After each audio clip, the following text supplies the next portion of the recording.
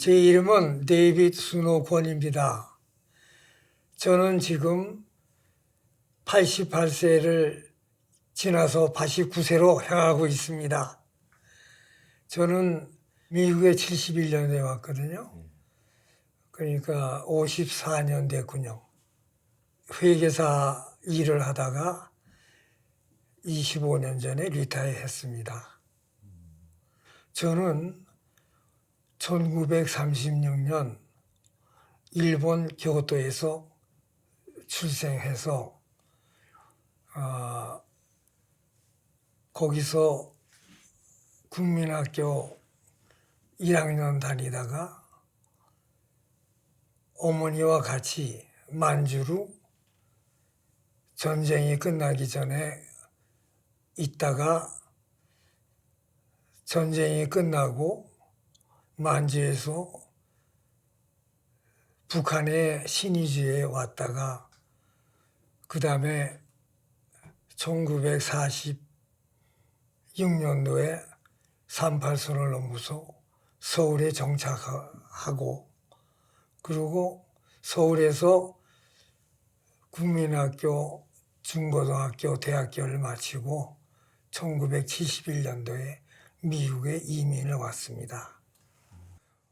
제가 일본에서 난 이유는 저희 어머니가 한국의 평안북도 박천 분인데 거기서 13살 때 우리 외할머니가 그 당시에는 여자들 학교 보내지 않고 국민학교 졸업하면은 시집 보내라고 하고 그러니까 그때 우리 이모, 우리 어머니의 언니가 일본에 시집 가서 살고 있었는데 그 이모를 쫓아서 일본으로 공부시키러 일본에 보냈습니다. 학교에 들어갔을 때도 여러 가지 차별은 많이 있었죠. 그래서 일본 이름으로 바꿔서 그래가지고 학교를 바꾸기도 하고 그래서 이따가 이제 학교 졸업하고 그 다음에 한국 사람이 그때 많이 차별을 받는 때가 돼서 올바른 직장을 구할 수도 없고 그래서 식당 같은 데서 일을 일본 사람을 가장해서 들어가서 일을 하고 있다가 이 식당에서 나와서 그 쓰레기를 버리는데 동네에 한국 사람이 저희 어머니를 보고 한국말로 얘기를 하니까 식당에 있는 종업원이 그걸 듣고 그래가지고 그날로 해고가 됐어요. 그 당시에는 그런 일이 많이 있었어요. 그때는 직장도 구할 수도 없고 그래서 직업소개서에 가서 직업소개를 받아가지고 갔는데 그 직업소개 받아 간 집이 일본의 그 공작 백작, 후작, 남작 하는 그 일본의 공작의 집에 거기서 일하는 사람의 보조원으로 들어가서 거기서 일을 했어요. 그래가지고 학교를 야간에 다니다가 저 한국 사람끼리 모이는 그 교회가 있어서 그 교회에 가가지고 이제 일주일에 한 번씩 이제 한국 사람들하고 만나고 하여간 어떻게 일을 하다가 그만두게 돼가지고 그 다음에 중학교에 들어가서 공부를 하다가 부직업을 하나 얻기 위해서 학생으로 있으면서 이제 병원의 간호보조원으로 일을 했어요. 일을 하면서 중학교를 졸업을 하고 그리고 장래를 생각하니까 기술 직업이 필요할 것 같아서 독학으로 간호원 공부를 독학으로 해가지고 이 간호원으로 있을 때에 여러 가지 그 문제가 있었는데 한국 사람들이 거기 진찰을 받으러 오면은 잘 받아주지도 않고 그러한 거를 많이 봤어요. 그래서 내가 이제 좀 배워가지고 간호원이 돼가지고 한국 사람을 도와줘야 되겠다 하는 저걸로 해서 이제 그 간호원 시험을 봐가지고 그 합격을 했어요. 그래가지고 그 처음에 간호원에 들어갈 때는 이름을 속이고 들어갔는데 이제 간호원 시험을 볼 때는 일본서도 호적 같은 게 있어야 되니까 그래가지고 한국의 호적을 갖다가 주고 한국의 이름으로 시험을 봐서 그 간호원 합격증을 한국 이름으로 받았어요. 그러고 나서 그 직업소개서에 가서 그걸 배워주니까 먼저 그 직업을 소개해 준 사람이 네가 한국 사람이었구나. 그때는 조선 사람이라고 그랬죠. 그래가지고 그래도 그 간호 자격이 있으니까 이제 병원에 들어가서 간호원을 일을 했어요.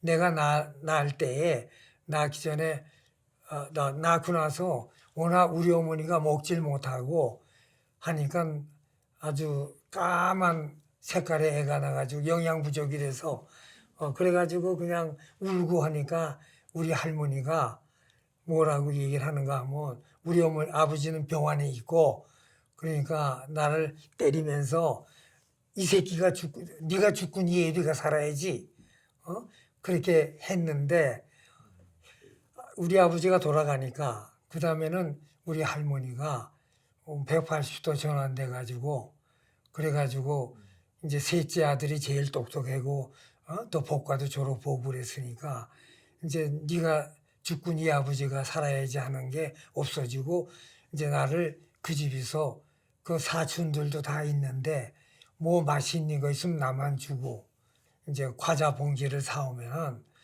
이제 나를 주면은 나는 봉지째 주고 그 사촌들은 하나씩 놀아주고 그렇게 버릇이 나쁘게 내가 자랐어요.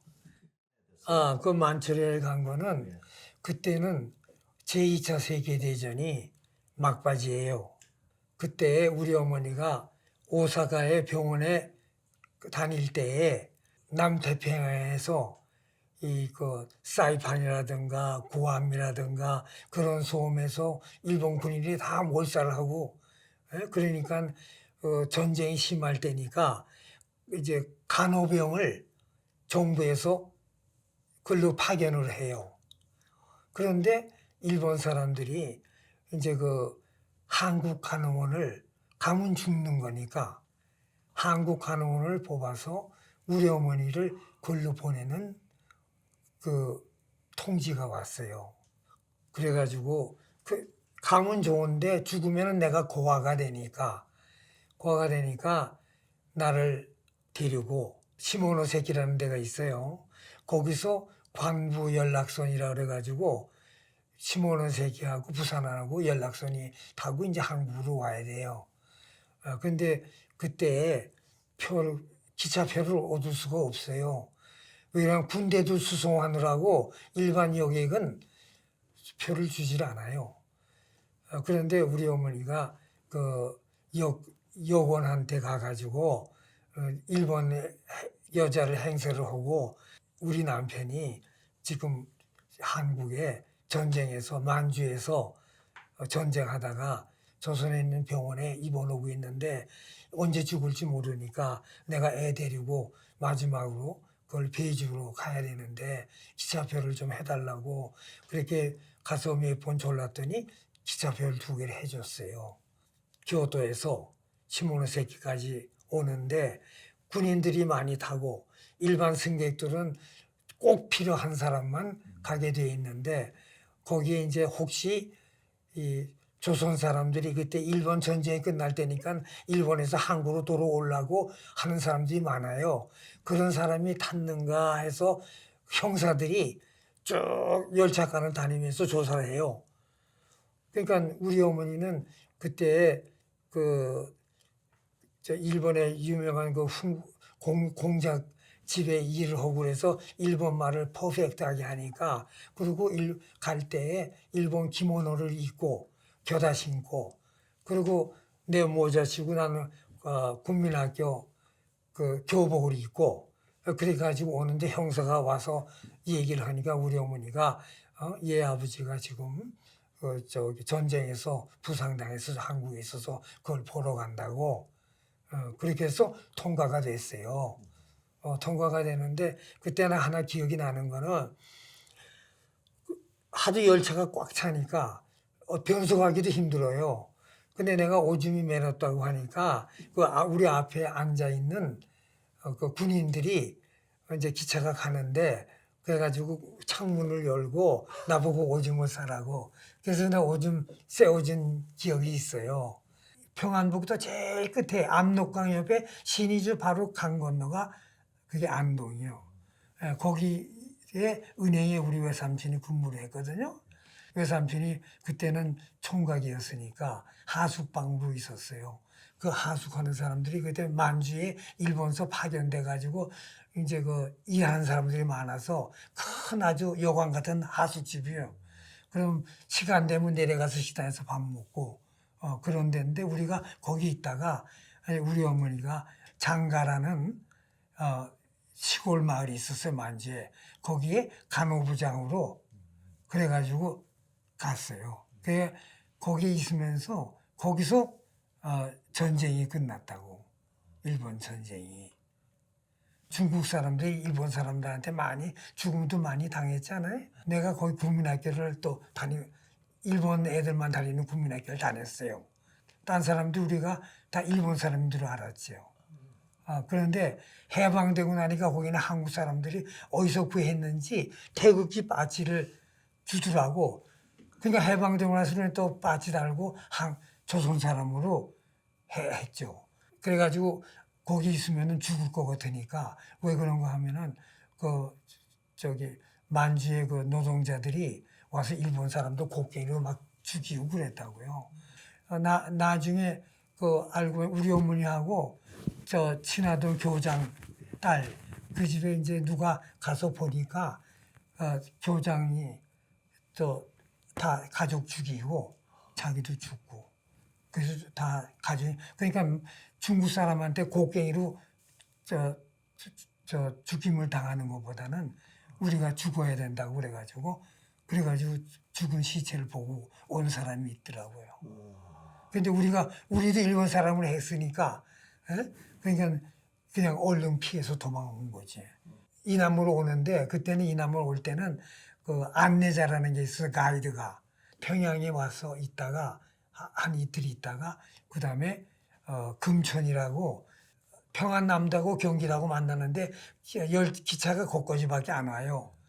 그래가지고 거기까지 와가지고 거기서 내려가지고 안내하는 사람을 만나가지고 돈을 많이 줘야죠. 그래가지고 한 10 people 그룹이 돼가지고 사흘 동안을 마운틴하고 리버 건너가지고, 그래가지고 개성이 그때는 이남이었다고. 지금은 노스코리아가 돼버렸잖아. 개성으로 오니까 그때 United States Army가 레퓨지 캠프가 있었어. 거기에 이북에서 몰래 도망오는 사람들 캠프에 들어가서 거기서 있다가 그래가지고 서울로 왔지. 근데 just 모도까지 이제 삼농 그렇게 다 이렇게 몰래 거기도 모도 페트롤이 있거든. 저 노스코리아에. 그래서 만약에 놈은 다 쏴 죽인다고. 근데 우리가 개성이 저기 보이는데 거기만 가면 되는데 우리가 조용히 가는데 무슨 구두 소리가 나. 그러더니 로스케라고 소련 군인하고 이북의 아미가 페트롤이 앞으로 지나가니까 저 가이드가 해가지고. 근데 그런 경험이 뭐가 있는가 하면은 애 데리고 있잖아요. 애 데리고서 애가 울면은 페트롤에 걸리잖아? 그러면 애를 죽여.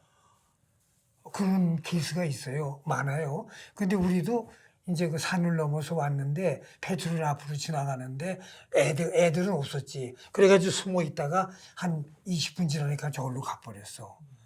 그래가지고 꼼꼼해져서 이제 개성으로 와가지고 이제 US 아미 캠프에 와가지고 그래가지고 이제 서울로 와서 그래가지고 서울서 이제 있다가 그때 미국이 그때 그 케네디 이미그레이션 로가 이펙티브 돼가지고 그래가지고 내가 그 커스트 엔지니어를 해서 그래가지고 시카고에 그 이미그레이션 오피스에 어플라이 해가지고 그래가지고 어떤 오케이 받아가지고 그래가지고 1971에 얘들 데리고 이제 여기 왔지.